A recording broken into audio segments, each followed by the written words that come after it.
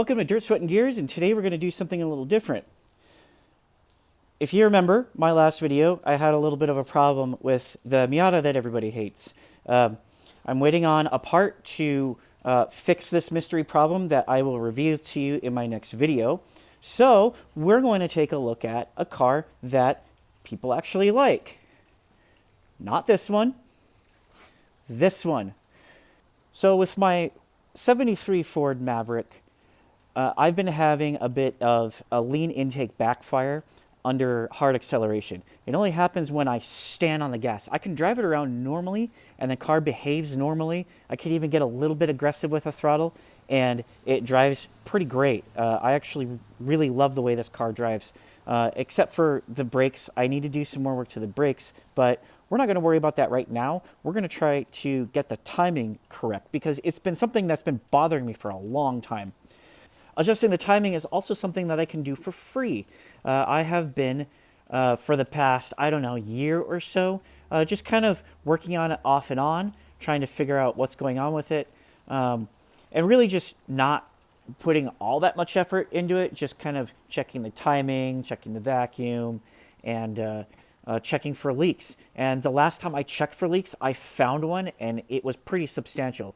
It was in the one of the carburetor bolts had backed out a little bit, so I tightened it back down, and the idle went way down. It went down from 650 to like 450. So that means that I have to go through all of my adjustments again and check everything and make tweaks to pretty much the whole system, which is really my biggest gripe about carburetors. Because with carburetors, anytime one thing is out of adjustment, you have to go through the whole system to make sure that it's all lined back up.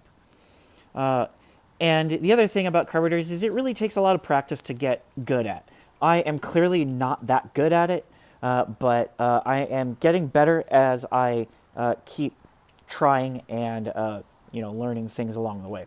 But this issue, if I could get this resolved, this lean intake backfire, I will be very happy with this car, and I will actually be really encouraged to keep working on it. Looks like I have just a little bit of coolant sweat here. I might be able to get away with tightening that worm clamp, but also might have to replace it or replace the radiator. I don't know. This radiator has not been replaced, so an upgrade certainly isn't a terrible idea. Alright, I've got 6 degrees timing advance, 650 idle, well, roughly. I should have the either 26 or 28 degree timing advance, I forget which, on my MSD distributor, and I've got the blue and light silver springs in the rotary advance thing. And that wire's pulled a little bit, whatever. I'm trying to figure out if I have any vacuum leaks. Doesn't seem to be behaving like it. I did discover a leak in one of the carburetor bolts, tightened that down, and had to readjust everything all over again. Readjusted the idle, readjusted the fuel flow screws on the sides, and then checked the timing again and the idle again. Really just tried to work it all over again, because I know that if there's a vacuum leak, you pretty much throw everything out the window and you start spinning all over again. It is raining right now, so I can't take it on a test drive, unfortunately, or at least I really don't want to. I don't want to drive this in the rain. So we are going to try driving this another day. And when I do drive this, I'm going to take this vacuum gauge, keep it in the car with me. That is really going to inform me on what's going on when I have a lean backfire under load, if I still do. So you can see here, all the other vitals are fine. Oil pressure gauge doesn't work. I don't have it hooked up. I'm looking for an electric gauge. So I don't have that hooked up. But the coolant and power are just fine. The tach works. And you can see here, at 2,000 RPM. Okay, right at 2,000 RPM. I should take a look at the timing advance springs inside the distributor to see if they match up with the profile that this car should be having under load. Alright, well, it is the next day and we have a break in the rain. Hopefully it's long enough to take this car around the block. I have been running this car for maybe a minute just to try to back it out of the garage. Real pain in the ass about this car, where it is in the garage, is that I don't have a driveway built, so I have to bring it in on the right side of the left bay and then kind of shimmy it over little by little to get it to where it can sit for a while. So I've been doing that. I've been shimmying it back out so that I can pull the car out. And if you can hear this sound as I turn the wheel, that's low steering fluid. I need to replace the steering rack because I think it's original in this car and it leaks really badly. Yeah, I got a little bit of water coming off of my garage. Oh, I'll be right back. I got a little bit of water leaking off of the garage onto the car, but this car has certainly had worse. So it'll be fine. I will just wipe it off when I get back into the garage.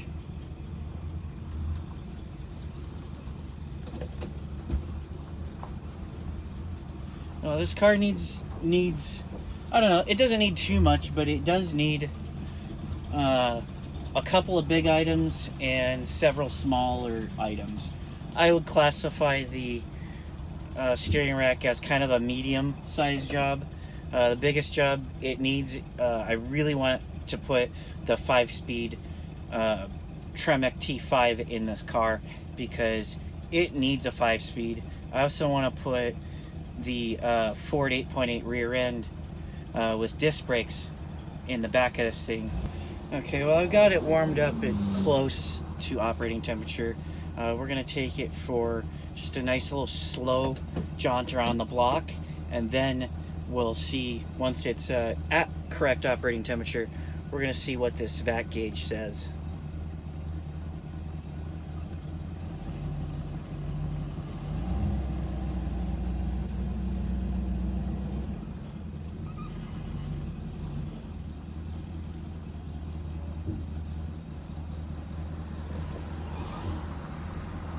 Every time I want to back out, the parade comes through town.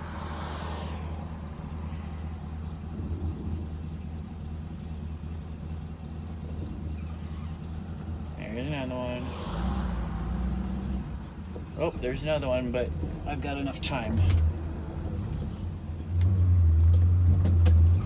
Barely. You're coming down the road at 40 miles an hour. All right. Turn lights on.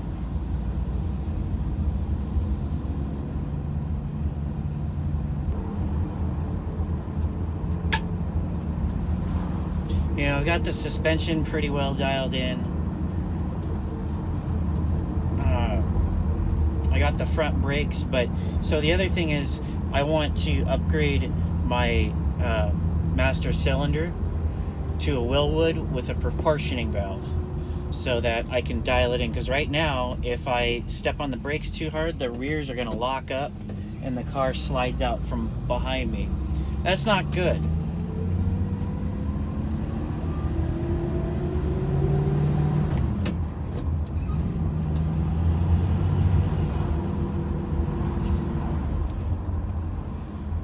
And this column shifter belongs in, well, my Studebaker.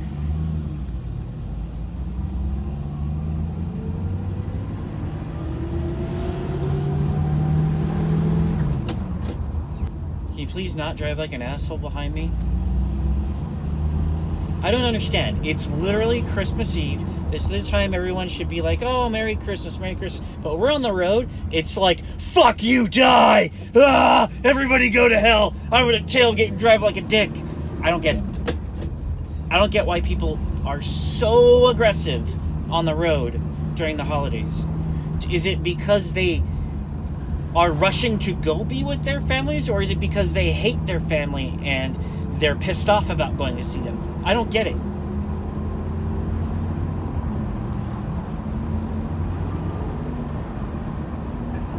Like, this is a 25-mile-an-hour zone. Why is this Ford tailgating?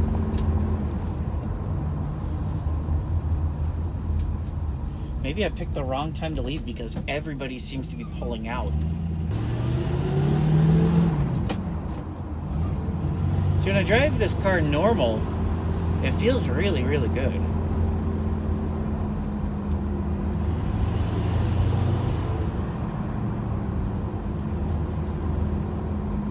Like, I could cruise around in this all day long, just the way it is.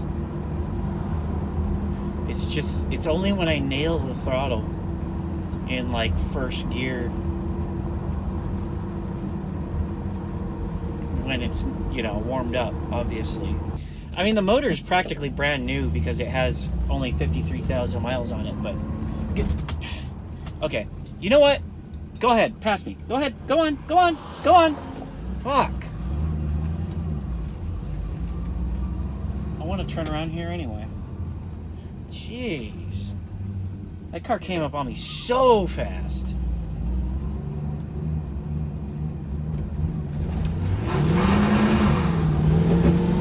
There was a little bit of backfire. When it's cruising, like right now, with my foot off the throttle, it's at 20. It's like dead even 20. When I mash the throttle, it dips down to almost 0. So that's an indication of something. Indication of what, I don't know yet. Oh, but it definitely is an improvement. I got a lot closer this time on this tune. It didn't spit once, and that would have spit before. Yeah! Yeah! Yeah, that's much better. Granted, I only got up to 25 miles an hour, but that is a huge improvement. I could really, if I work on the brakes, put this car on the road and be comfortable. I might do a little bit more tweaking here and there, but wow. Wow. Yeah, the car was almost warm. It's still much lower than I want it to be.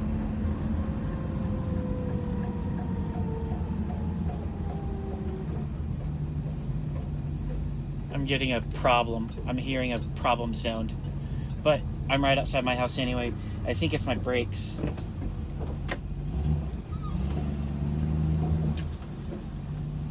It's a ticking. Yeah, it's like a... It's gotta be brakes.